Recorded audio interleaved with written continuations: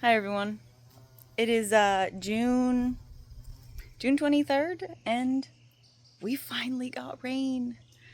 I can't tell you the last time we had a good soaking rain. We've had maybe a sprinkle for 5 seconds here and there, and it's been so hard to keep the garden watered, and I could definitely tell it was struggling, but we finally got rain.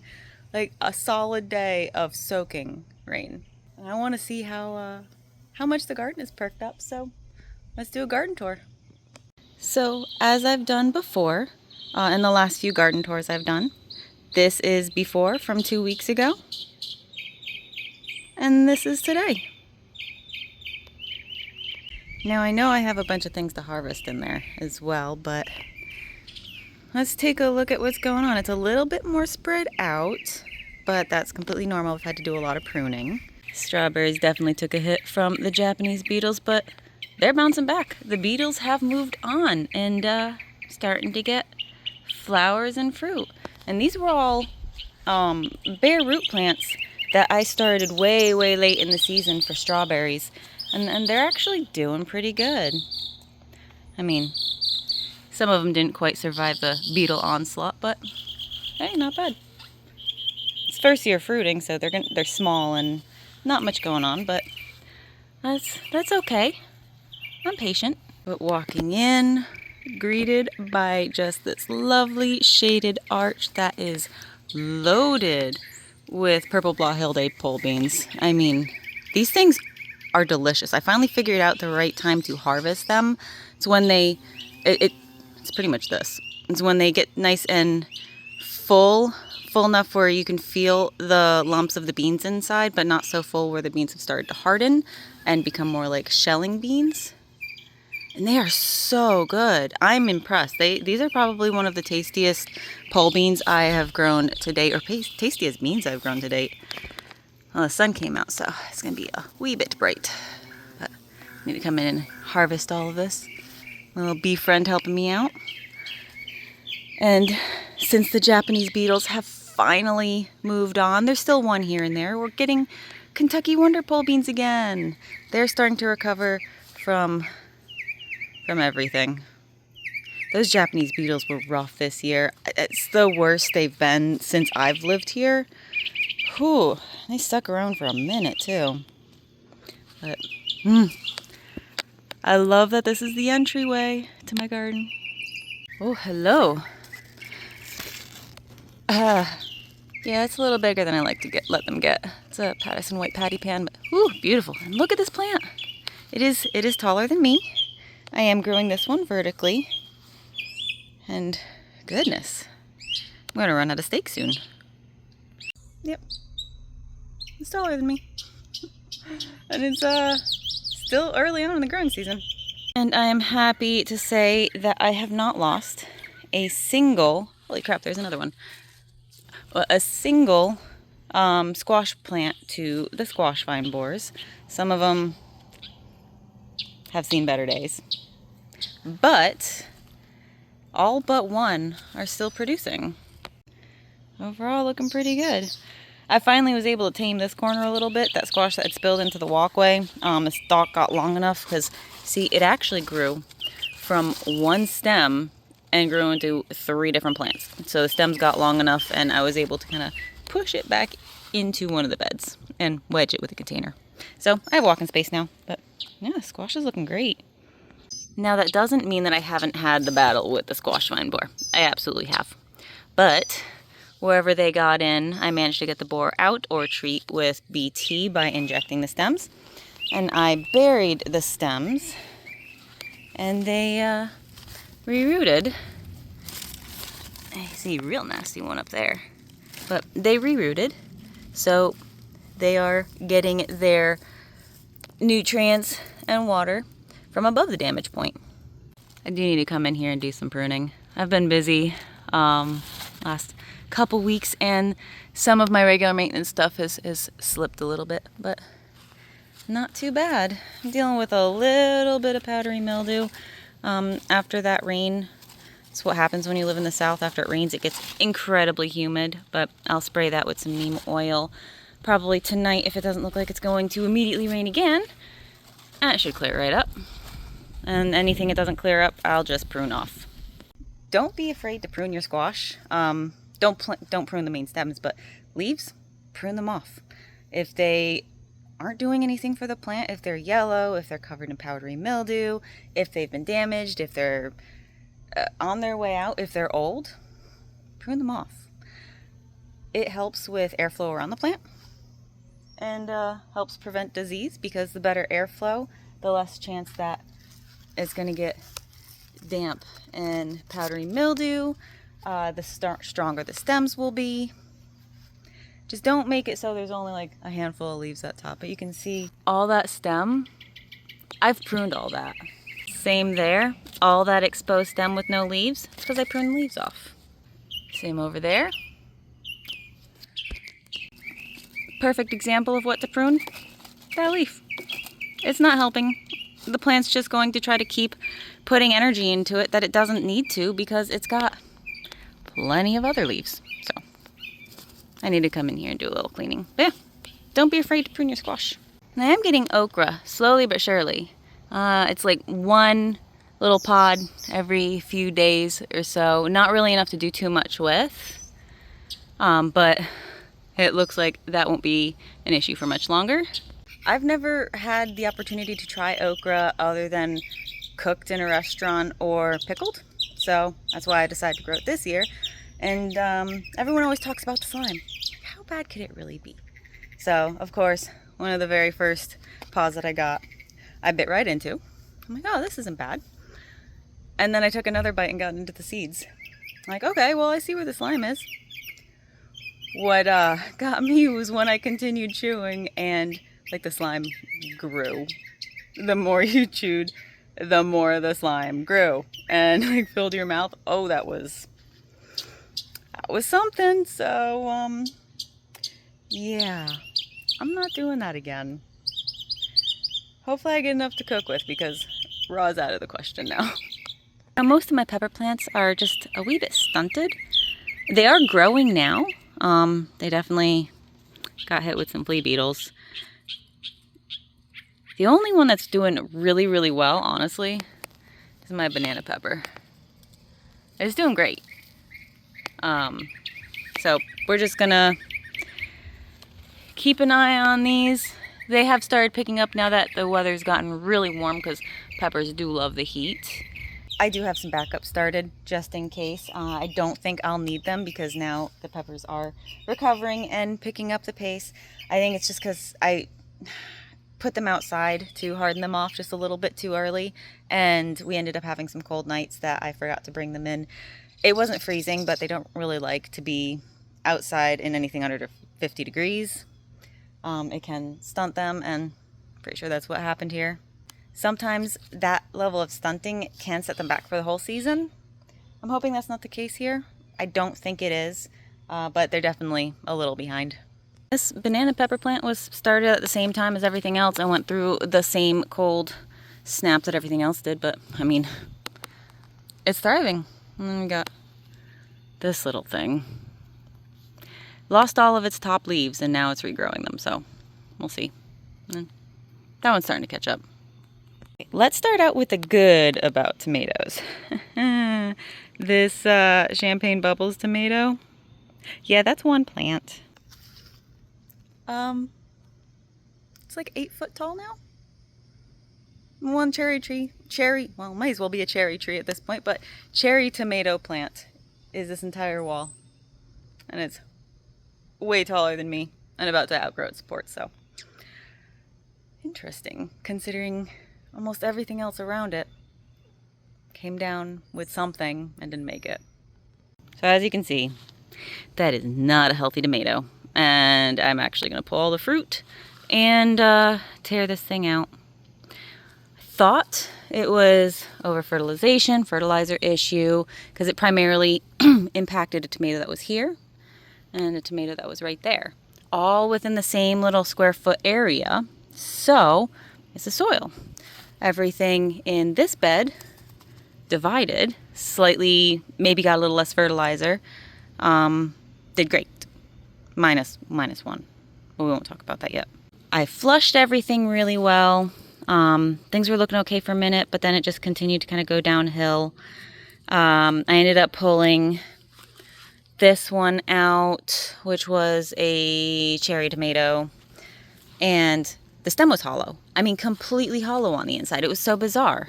It looked like something bored right through it. So I thought, oh, maybe stalk borer. I cut open every single section of that stem. Every tiny little section. Didn't find a stalk borer, didn't find evidence of a borer.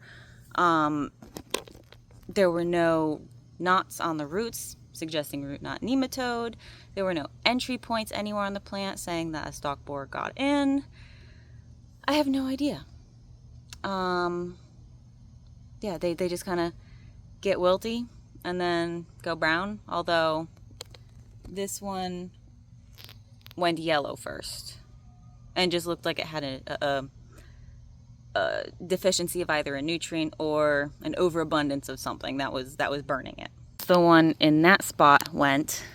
A few others started going. So before they got severe, I took cuttings of every single one that was going bad, including one I pulled out over there, and stuck them in water because it was looking more and more like a bacterial wilt. So the way you can test for bacterial wilt at home is actually really easy. You take a cutting of the stem, of the main stem, about yay long, like 3-4 inches long, and you put that cutting in a little cup of water. And after a few minutes, if it's bacterial wilt, you will actually see this milky white substance draining from the stem. That's the bacteria actually draining from the stem. And that never happened. That never happened on any of the cuttings I took. I took multiple cuttings off of each plant testing. And the crazy part is, I just kind of left the cuttings in the water to see what would happen. Maybe they needed more time before the bacteria started leaching out of them.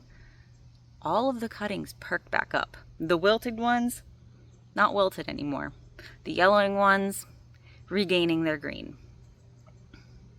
And they're not all from the same bed. I mean, all the soil, it's a mix of compost that I make and local native soil that's been in these beds for years, and I've grown in them for years. So I don't think it's a soil issue. I think it's either fertilization issue.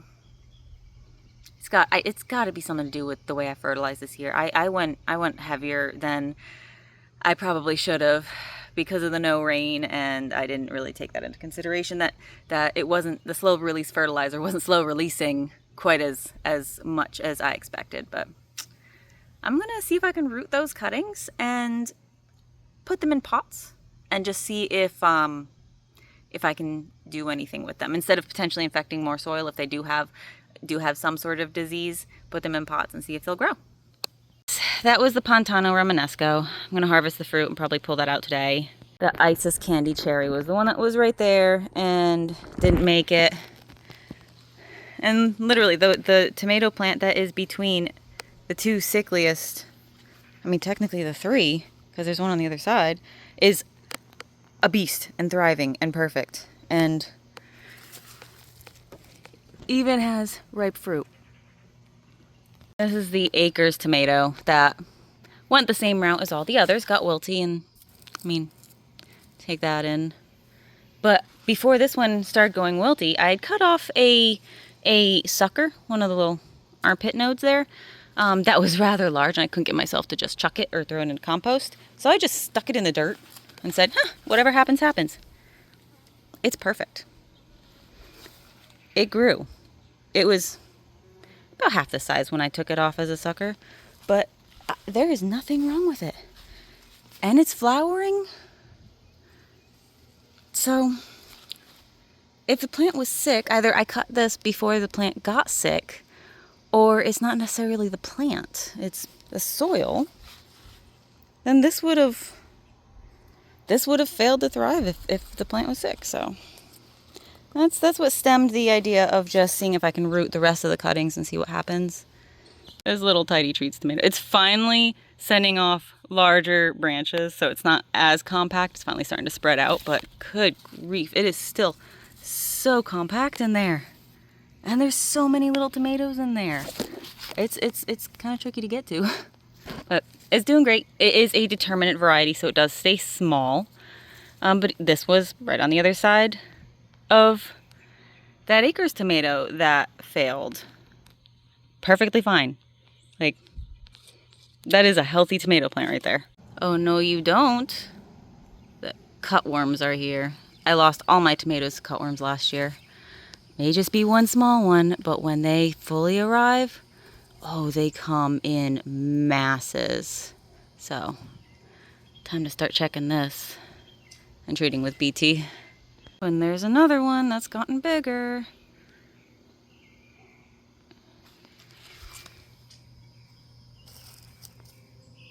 Squish. You can actually find if caterpillars are eating your tomatoes, because you see that is caterpillar poop. Little black specks.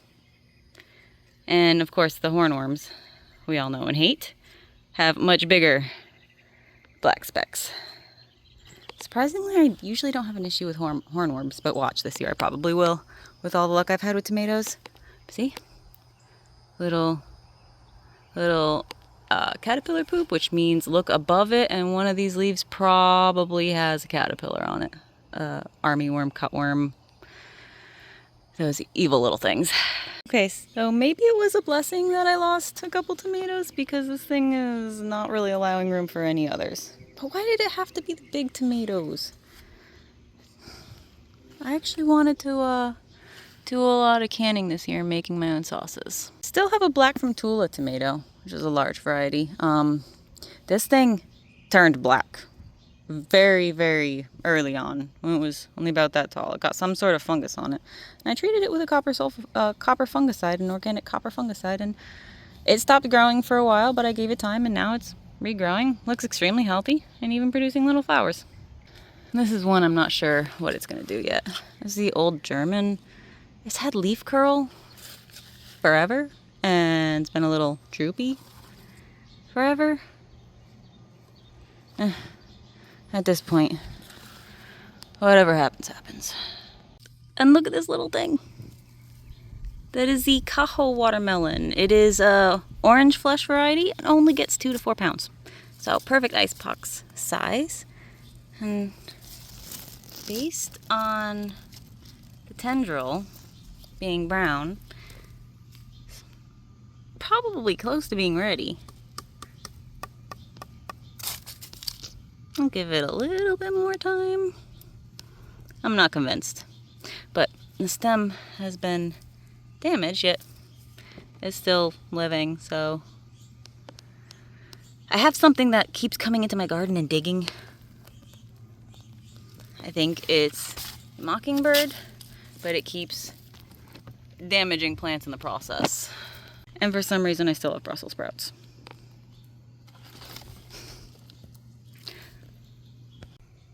Look at these little blooms. This is that lychee tomato, that thorny tomato, and you can really see the thorns now. They're sharp. It's starting to put off blooms. I'm excited to try this because, I mean, it's a tomato, but it isn't a tomato. And it's sweeter like a cherry. It's doing pretty good. It's growing really fast. And at this point, I almost don't want to pull what I thought was a cauliflower out because it looks a lot like Brussels sprouts. But the leaves don't look like Brussels sprouts. Is it forming anything up there? No? Huh. Well, let's just see what it turns into, if anything. The Ananas de Amérique melon. It's a very, very unique, very sweet melon that I really can't describe the flavor of. It's like a cantaloupe and a honeydew without the musk, but it's climbing. We have to direct that so it doesn't go into my neighbor's yard. But look at all those blooms. And we do have like little fruit getting set. It's still a little bit too early to see if they've been successfully pollinated. I don't see any larger than that, but it's doing pretty well. You remember the one set of bush beans that got absolutely decimated by Japanese beetles? I lost 2 of the plants. But the other 2, oh no, I need to untangle the pole bean and get it to climb. But yeah, they grew back leaves and I actually started harvesting off of them again. And turns out those Maxidor bush beans that I was really confused by because they were supposed to be yellow, but they weren't yellow. Apparently when you leave them on longer, they start to turn yellow. This wasn't leaving them too long. I was harvesting them too young.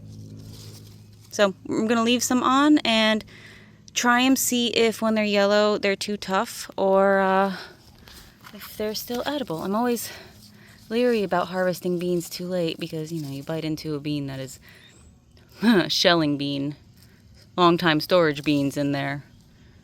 Break a tooth. I need to come in here and pick some beans. They're the Blue Lake bush beans, and I love the color. The Red Swan bush beans. And the cucamelon wall. This thing is going crazy. I've actually been starting to pick cucamelons on there, and I really enjoy them. They're not nearly as sour as I expected. And my husband likes them. Trying to get him to eat fresh garden snacks, uncooked garden snacks especially, good luck. He actually asked me the other day, hey, were there any cucamelons out there for me to snack on? Let me go look. I will be happy to get some for you. But yeah, it's trucking right along. Oh, the big sunflower had died off a while ago, but it's putting up all these little shoots. And they have that same color variation as the main head. So pretty. That's just hybridized on its own. It cross-pollinated with, I think, a chocolate cherry. The fact that it's putting out multiple heads as well, that is not traditional of giant mammoth, but I'm not mad. Okay, so I do have mystery compost tomato. It hasn't set fruit yet, but based on the blooms, the size of the blooms, I'm thinking it's a large variety and not a cherry. And it's bloomed quite a bit. Hasn't set fruit yet. The perplexing thing is, I have not grown large varieties of tomatoes in this garden before. I have only been in this garden for 3 years, 4 years, something like that.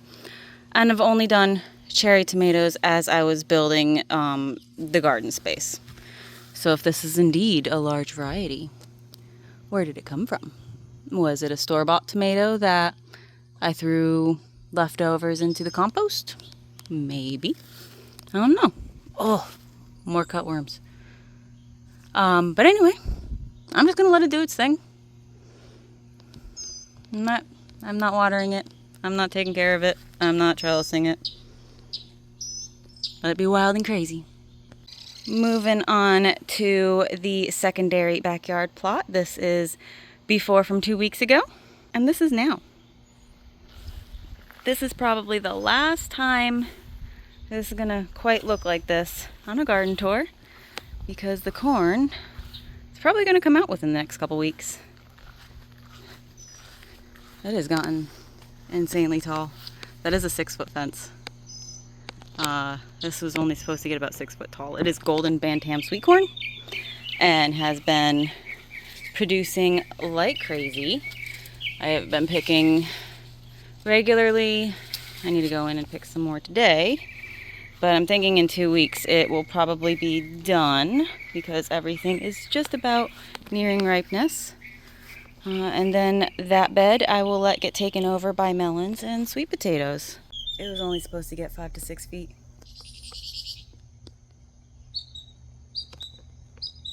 And it's coming.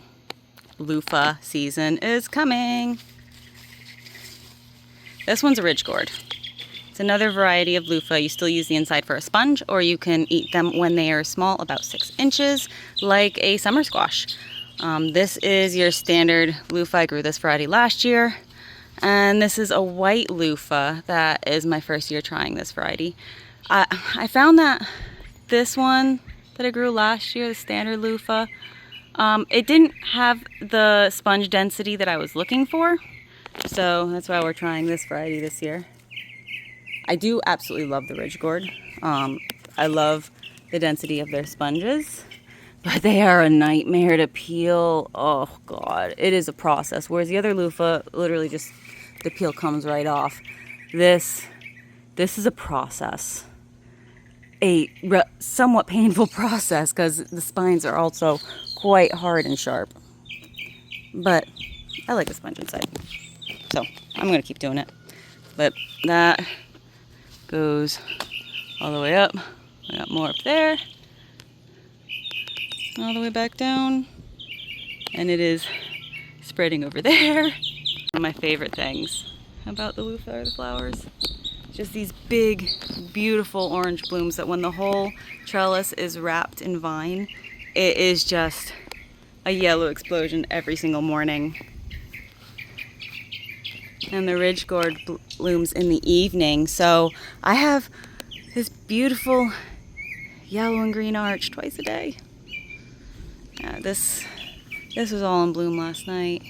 Hiding in there, so the Lilano Sweet Glow, another orange watermelon that supposedly gets up to about 35 pounds. I don't know if it's going to for me. The tendril is already starting to brown a little bit. There's a crazy sounding frog in the background.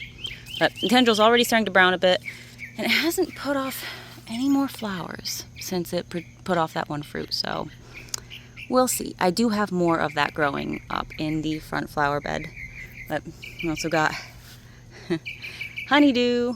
I remembered this time, it's honeydew. I'm done confusing honeydew and cantaloupe. That one's getting to be a nice size here. I think it's gonna be a good fruit.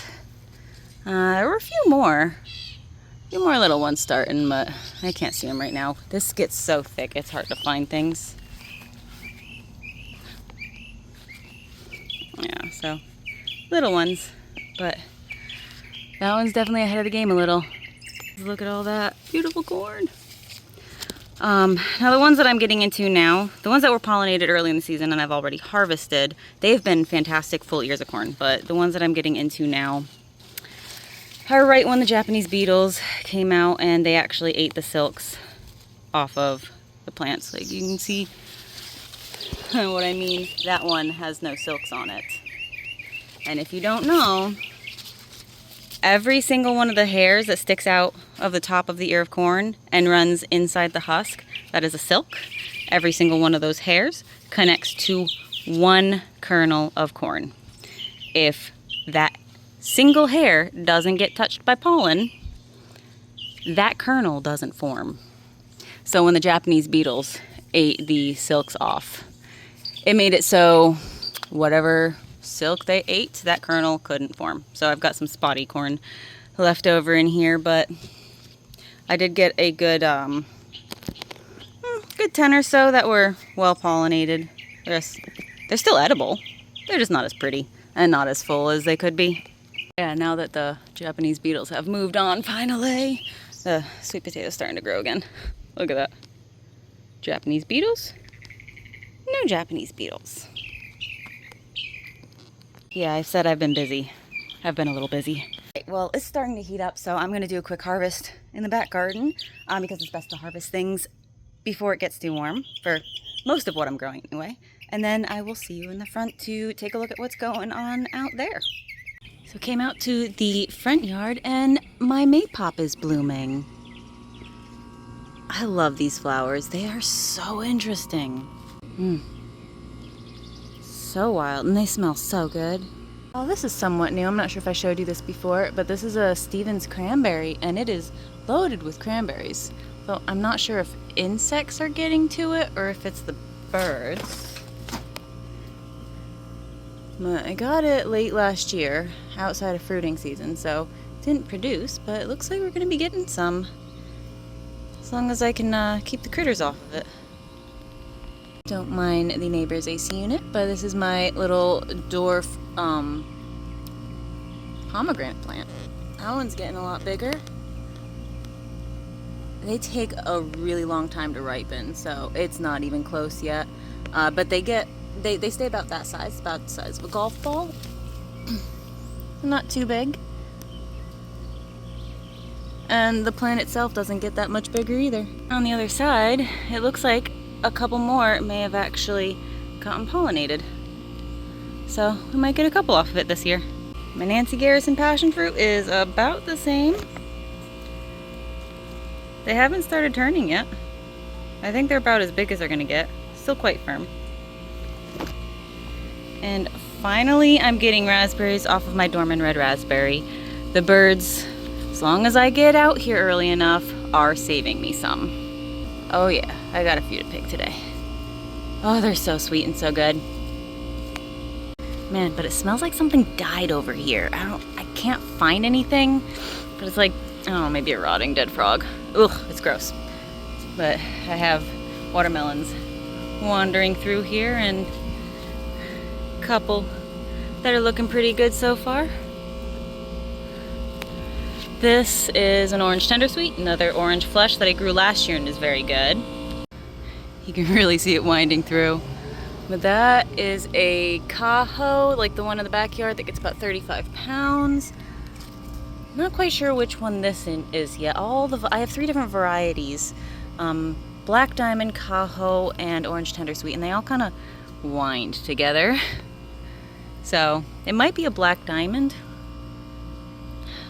or it might be a Cajo. It just hasn't really gotten its striations yet. I was finally able to uncover my Lapin Sweet Cherry from its Japanese beetle protection. So it's perking back up and putting on new growth.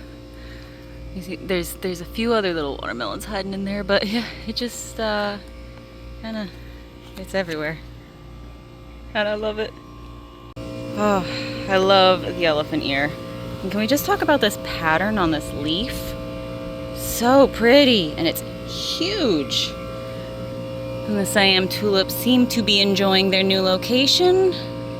Still getting a good amount of shade from the leaves of the elephant ear. They do not really like sun. They burn very easily. And this is my torch ginger. Not putting on any flowers yet, but it's grown quite a bit. It makes me happy. Everything's starting to bloom. Although we've got some spent sunflowers up there. Got a few side shoots coming off. See, Autumn Joy sedum. All these dahlias I started from seed this year, and they've been intermittently flowering, although it seems to be picking up now. I can't wait for that one to flower. That was some bulbs I purchased that were on clearance, but the flowers are so beautiful. We've got multiple varieties of echinacea or coneflower. What I love about the Cheyenne Spirits echinacea is it blooms so many different colors. It blooms oranges, reds, yellows, pinks, these kind of like faded colors. Oh, they're so pretty. I don't have any yellows right now. This is more of just your standard variety. Blooms in a very pretty purple. Pincushion flower is showing up. Look at that.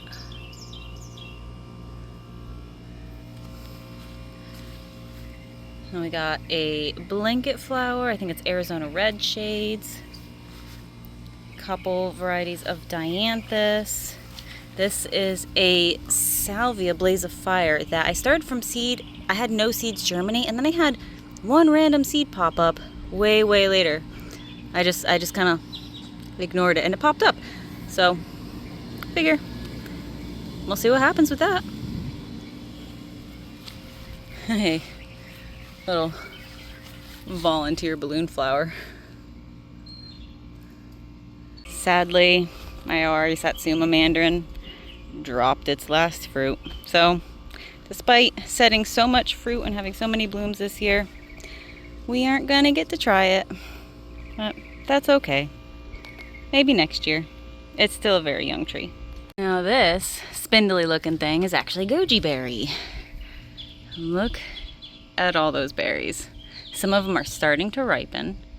I don't think it was setting fruit last time I did a tour, so I didn't really bother showing it.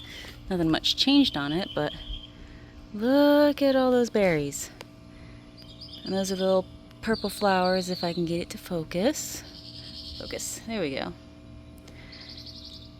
To me, goji berry tastes like a tomato and a sweet pepper had a baby.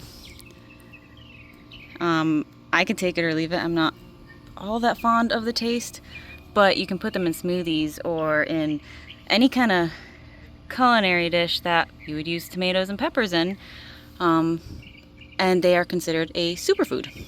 They are so nutritious and so full of antioxidants and vitamins and all things good for you. So people eat them just for the health benefits.